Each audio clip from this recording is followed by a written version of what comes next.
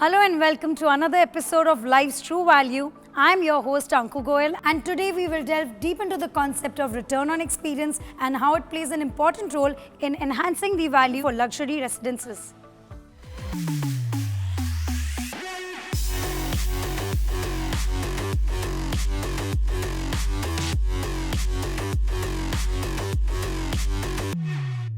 Return on experience, also known as ROX, is a strategy embraced by senior leadership members across businesses to comprehend and enhance the value of their investments in the realms of customer experience, employee experience, and leadership experience. Since they are in charge of maintaining high standards in their companies to maximize the value for their customers, employees, and stakeholders, it would not be wrong to say that they would also meticulously evaluate the potential ROX that investments like luxury homes can provide before investing in them. Could there be a correlation between one's home and their productivity? Let's uncover the answers with insights from our special guest today, who has almost 3 decades of experience in the BFSI sector.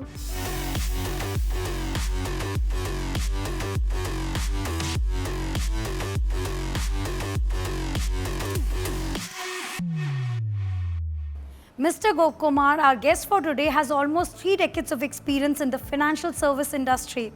Mr. Gopkumar has successfully navigated through challenging roles in sales, distribution, marketing, and branding. He is known for his proficiency in managing large teams and building digital ecosystems. Before that, he has chaired leadership positions at several reputed firms including Reliance Securities and Kotak Group. He received his MBA from Mangalore University and successfully completed Harvard Business School's Senior Executive Leadership Program. Let us understand his perspective on the return on experience today.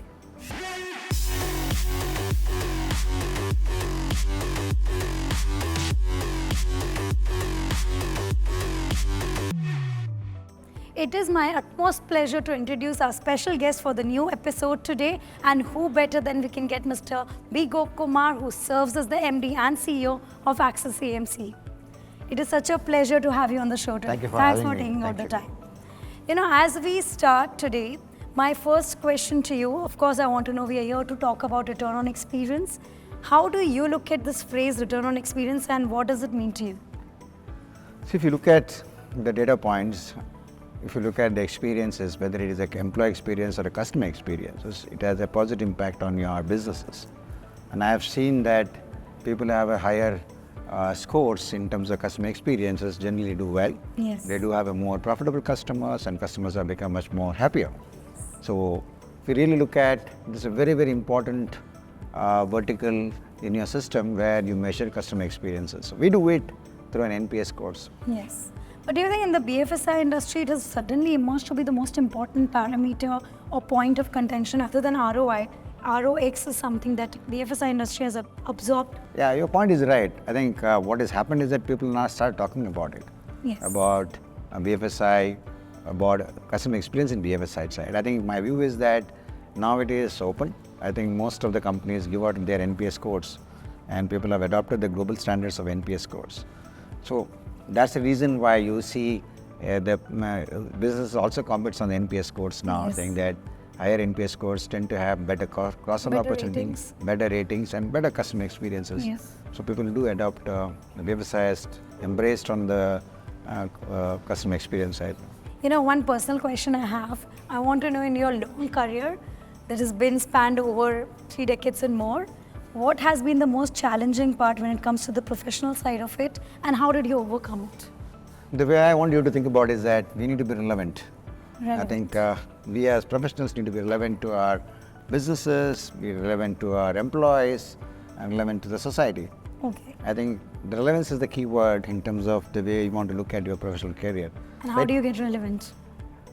First important thing is knowledge. I think your ability to absorb knowledge by reading, understanding, meeting people, I think Staying updated. Staying updated is very, very important now. And it also tells you that my bigger challenges for last 25 to 28 years is that how technology is changing for you. Yes, very fast. And when we started, we had hardware computers. Today, everything has gone to the level of AI, where you just do a conversational AI with particular technology, and you're able to get answers today. Yes. I think my simple word is that you need to stay relevant. As long as you're relevant to your business, relevant to your organization, to employees, by doing all these knowledge sessions, I think it's very important. Do you remember any difficult part, particularly in your journey, that taught you and you just got out of it? I think the biggest learning for me was in technology side. I think technology got changed. For almost 23 years, I ran technology platforms on brokerage businesses where technology used to change every day. The pace of technology was the biggest challenge for me in my career. I think somehow I kept running around and learning about technology, even though I'm not a qualified technologist in that sense. I think I'm not a CTO, but I think I can talk technology thanks for my reading and talking to the great minds in technology. That has made you relevant also. And of course, one more thing, if you can tell me, how much are you a person who enjoys luxurious properties and believe return on experience also has some connection with luxurious properties or homes? My view on luxury is that it's a definition of yourself. Okay. I think it's not about how do I compare with my luxury as a quotient with your luxury quotient, right? I think my view is that it's all individual, very personal in terms of what person need to be thinking about luxury. So I do believe the living space has to be comfortable. I think people do believe the living space is restricted to the residentials. I think very important for us is to also look at and say that whether we are giving a right workplace for our employees, very critical. So we have set up a large office in Bombay. Where comfort is really important. So for you, luxury is simplicity and comfort. Simplicity and space for breathing for our employees to deliver better results. And that reflects something of you also being simple and a comforter man with ease. Yeah, you need to be simple. I think that's the definition of my luxury for myself. So with that great definition you told me about luxury, simplicity, comfort that defines you also, let me help you explore this luxurious property and let's take your perspective around. Looking forward.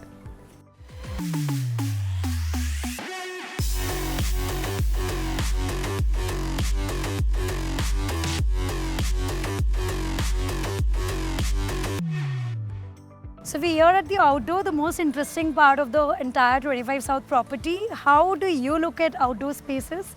I'm always an outdoor guy. I do wake up at early mornings, run 1.5 hours of my physical training. I do run almost half an hour a day. So this is what I do, and most of the time as a CEOs, we are outdoor people. Yes. I want to know from you about stress management. Do you think the space where we live in or where we work has any link or any help in reducing our stress or being a stress buster? Obviously, living space gives that opportunity for you to reduce the stress levels. Basically, if you look at the pools or the gyms which we create, I think living space actually reduces stress most of the time and gives the opportunity for you to be socializing with your own friends in your building. I think it helps a lot, and I do that quite often with my friends in the building. What is your way of busting your stress? Is there a mechanism you have identified? This is how I release my stress, or this is where I go and sit in my workplace or home to feel easy and get out of it? Yeah, coming back to my way of living, reducing stress is that I do run half an hour a morning. Okay. I spend half an hour exercising, maybe 20 minutes for a meditation. More importantly, I have a small corner at home which I try to read. And presently, I'm reading a book called Good to Great by Jim Collins. It's on a leadership book, so you try to spend some time reading. But not a great reader, but I do spend some time looking at and thinking about what this author wants to talk to me. I think that's the way I look at when the reading also. I think interesting times. It is interesting. Let us explore the business center and talk some business and your journey through that and get some business ideas from Really this. forward.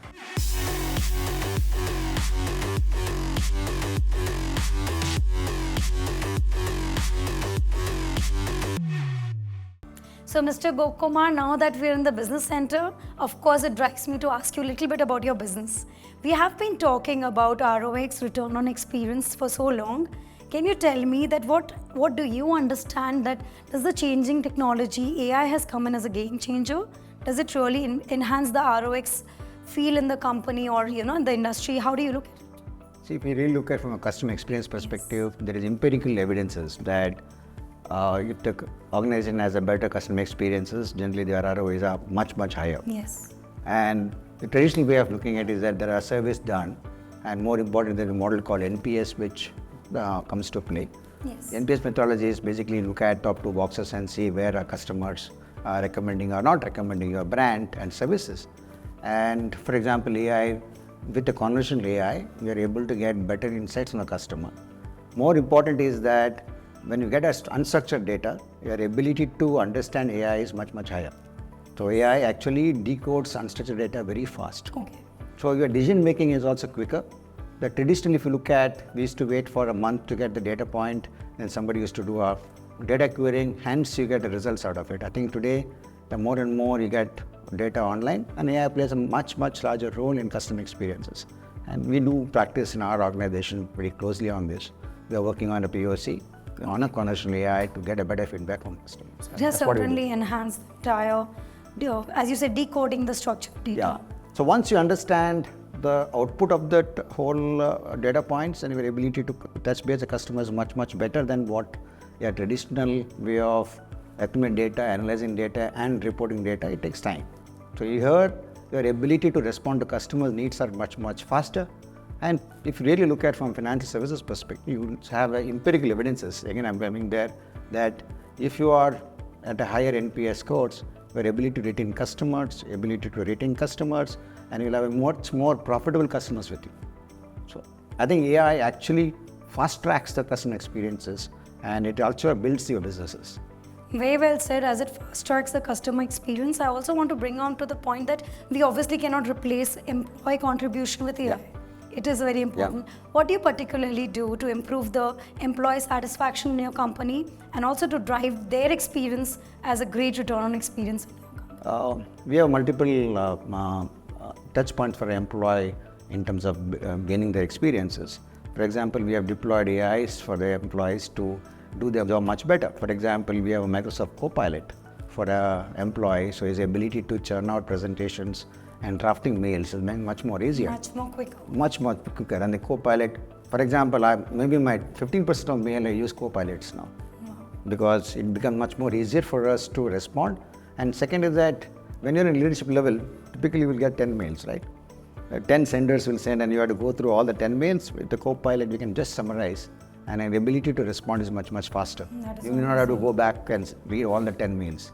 So it made my life easier, so we do use that. We also do a lot of touch points for employees.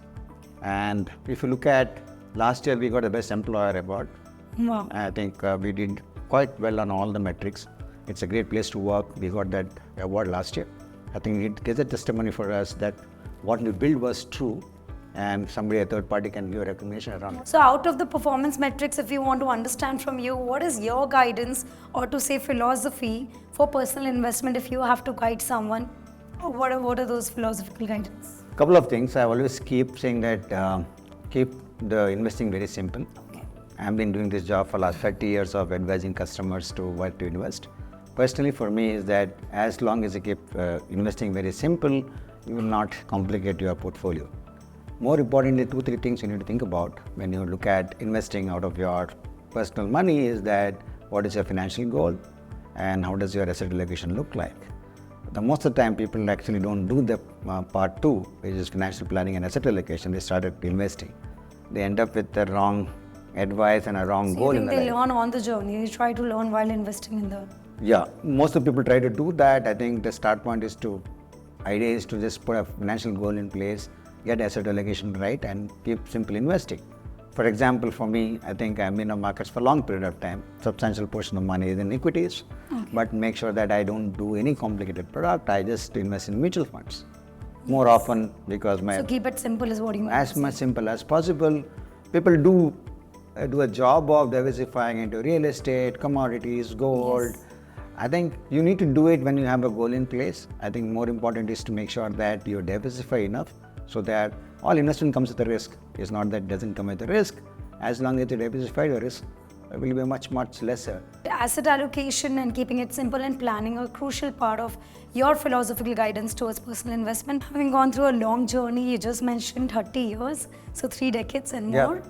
I want to know what legacy you want to leave behind for your company and industry as a whole. What is that wish that you have? For my company, it's very, very clear stated goal. Okay. I think we have a 2027 clear goal to be a top 4 player. 27. Yeah, we are top 4 player in the country. We want to be there. Second is that we want to be very distinctive in terms of the way we are looking at as an asset management company. Okay. We want to be a knowledge partner for our distributors as well as the customers. I think that's the positioning what we are looking at. Third important is that we need to build products which are very distinctive and our ability to deliver that return to the investor. End of the day, our primary job, and I am very, very happy in my life, is that my primary job is to deliver return and make people financially independent. Yes. And achieve their financial goals and achieve their dreams through financial goals. I think I'm quite lucky in my career of 25 years of capital market where I was able to do that. I think that's what we'll try to achieve outside the performance metric what we called out. That's a great vision, and thank you so much, Mr. Gokumar, for Thank you so sharing such great insights and helping us believe in financial independence. It is very important to grow your business and to grow a healthy life. Thank you so much. Nice talking to you. Pleasure. So as we wrap up this session, I extend my heartfelt gratitude to Mr. B. Gokumar for sharing his profound insights with us. This discussion has shed light on how our homes impact our work performance. We have all seen how return on experience can be used to assess the value of luxury living spaces. Ultimately, your home does play a significant part in shaping your overall well-being and your productivity at work. This is Anku Goyal wishing you all success and good health from 25 South, one of India's premium residential properties. Take care and stay safe.